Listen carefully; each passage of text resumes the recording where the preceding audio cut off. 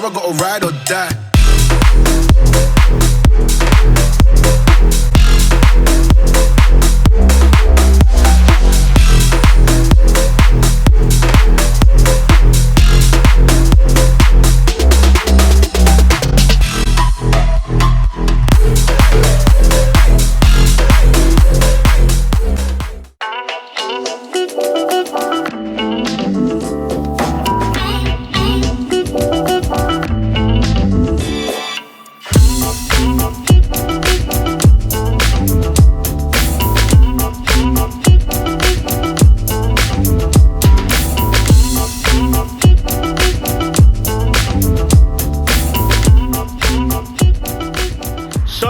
Welcome back to the channel. Today we're asking an interesting question that I brought up a few videos ago now about cars that are appreciating in price. Some cars that people don't really know are going up. Like me, I didn't realise that E30s are going through the roof at the moment. So today, thankfully, my friends bought this literally the other day, but today we have this one. It is a patinaed white four-door. And I understand, I get it. That is not the most desirable spec, I get that. But I love this thing, mainly because it has the 2.5 litre M50 swap up front. That means this thing has an engine in it that it didn't have from the factory. The steel M50 is one of the iconic engines from BMW, in my opinion. Swapping this into something that has standard suspension, standard wheels and tyres, a basic standard interior, it is hilarious, this thing. What we'll do is we'll get into driving it in a minute. I will do a walk round. My first question though is, should we all be buying these, and should I be bidding on them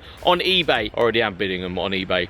I think yes. Now we will start this tour by opening the bonnet. I've just popped it up here, and if you guys didn't know, look at this. Oh, the bonnet's actually come up forwards on these. Really cool. I love the bonnet situation. Anyway, underneath here is the real talking point of this car and why the owner bought this. It is the 2.5 litre M50 steel engine. So these are incredibly easy and durable to put some boost through. So if you wanted to turbo this thing, it is easy. It will handle some good power, but this has already been put into this car by a previous owner that owned this thing. I think it was a 316 or a 318 when it actually left the factory, but it has been graced with one of BMW's best engines, which is the M50, the engine that I would want in my E30 if I was going to buy one. So very nice engine, very punchy. Remember guys, this is a project car, but I will take you around and show you the more patinaed bits just to show you guys what's going on and what you can expect if you're going to be buying one of these cars. I love the way these bonnets close, where you push it and then it's shut. Such a cool feature from the E30 generation of the BMW 3 Series. So this is actually an Isle of Wight registered plate, so if you're from the Isle of Wight you would know, but DL stands for an Isle of Wight reg, so very cool bit of history here.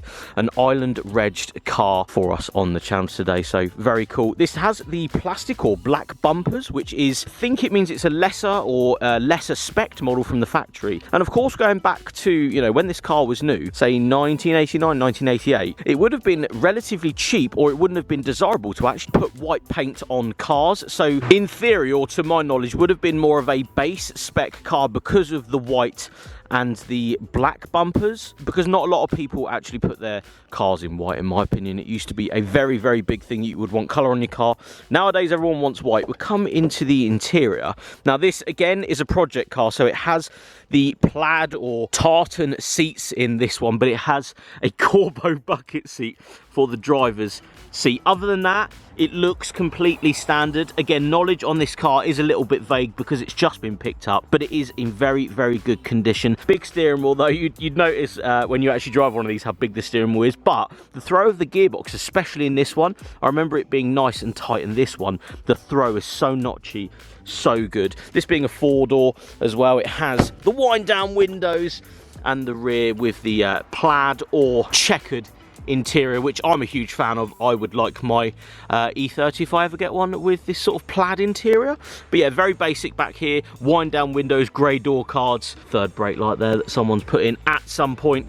It has a sunroof as well in this model coming around. There's a lot of patina on this car, and I hope you guys can sort of understand that that doesn't mean it's ruined. It means that it's aged gracefully. I loved patinaed cars. It's probably one of my favorite looks on a car. That's why I wrap my Audi the way it is.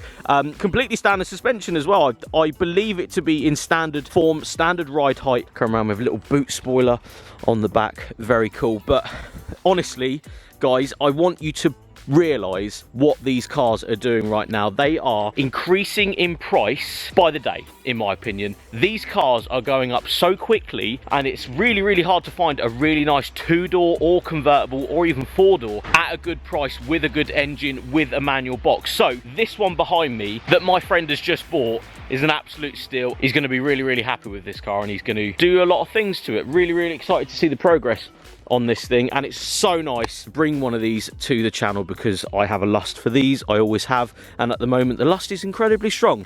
So after driving it here, the love for the E30 is ever growing, let's say. Anyway, guys, we're going to jump in the car now, go and enjoy that 2.5 litre M50, see what this car is like, see what it's like with the standard suspension, the bucket seat, but standard everything else, and see how it goes.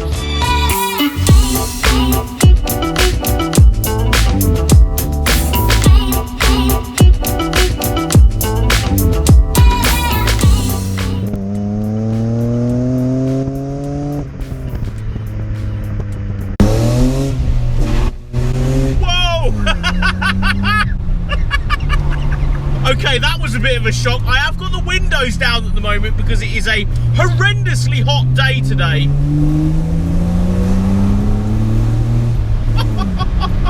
Now, don't get me wrong, it's not like we're going mega fast in this. It is in fact not actually that fast. The 2.5 litre up front though, M50 engine, is why I wanted to shoot this car. Because they're a steel block, you can actually boost these relatively easy, which me and the owner have been talking backwards and forwards, and he wants to do at some point. It's fantastic to actually pick this car up at its present moment, you know, just buying a project car with an MOT, running and driving.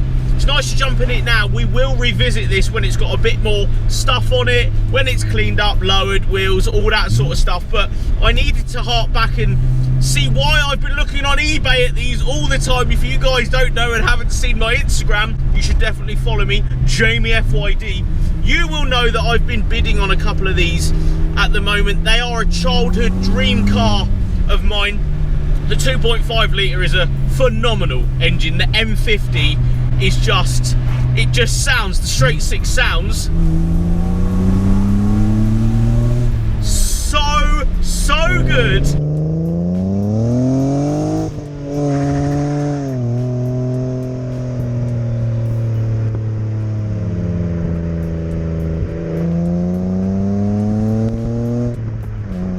And in this chassis, the 4-door, with what I believe to be standard suspension, it's just hilarious. It does not want to hook. It does not want to put its power down. It wants to just spin out. It wants to spin rear wheel. It's floppy. It's like a blancmange going down the road. Like, blah, blah, blah, blah. But I love it for that. That creates character, in my opinion, especially in a classic car like this. And this car, these cars, these E30s is why I got into cars to start with. If you guys didn't know, or you haven't been watching my videos, my mum had a 2.5 litre 2-door when I was young, and that was the car that got me into cars. It sounded like this. Thinking of listening to that on the school run, how could you not be into cars? And that's made me go full circle after a couple of my friends having them in the past. And I want one now. I want one of these. And when I found out one of my mates had bought this one, I was like, mate, I have to shoot that instantly. We have to go and enjoy that. We have to go and shoot it.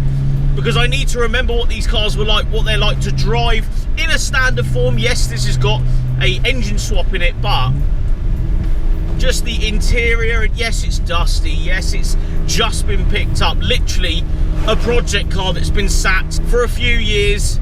It's just so nice to be in another one of these. Now, driving characteristics of a classic car, if you don't, you know, drive classic cars on a daily basis or a weekly basis, this will be a shock to the system to get in one of these. For me, It drives a lot better than my Series 1. It's straight and true. The power's really nice. It does spin the rear wheels very, very easily. I think first, second, and you'll get an easy chirp into third. That's the characteristics I want in a classic car. I think they are fantastic. If we're talking about investments, and I did talk about this in my 6 cars I would buy right now because they're going up in price video. I said that, you know, one of my friends bought one of these for about 1,500 quid with a 2.5 litre swap years ago now. We're talking 6 years, 7 years ago, and now I'm looking to maybe buy one at some point, or just put a cheeky bid on one, and I can't find a 2.5 litre two-door under 5, 6, 7, 8, 10, and we're talking like cars that need work, cars that need resprays and various other things doing to them, and that is just so annoying for me because I wish I'd picked one up way before they started going up in price. This one though was bought for an absolute steal in my opinion with this swap in it. It needs work, it needs bits, but hats off to you, mate, for buying this. So do I think if you're an E30 enthusiast, should you be going to buy one of these right now? 100% yes. The prices are increasing by the day, in my opinion. I think people are cotton on to how nice some of them are. A manual, two-door, 2.5 litre, as I've already said. They do seem to be going up in price. So I think if you're in the market for one, if you can buy one right now, go and do it. They're only going to increase in price like they already have, and I don't think it's something you can lose on because I think they're always going to be worth some really, really good money. They're at that point where they've become classic enough to be cool, and then cool factors always push prices up. So for me, I will be looking to buy one of these, hopefully at some point in the not so distant future, maybe a year, maybe 2. Anyway guys, thank you so much for watching. I'll see you on the next one.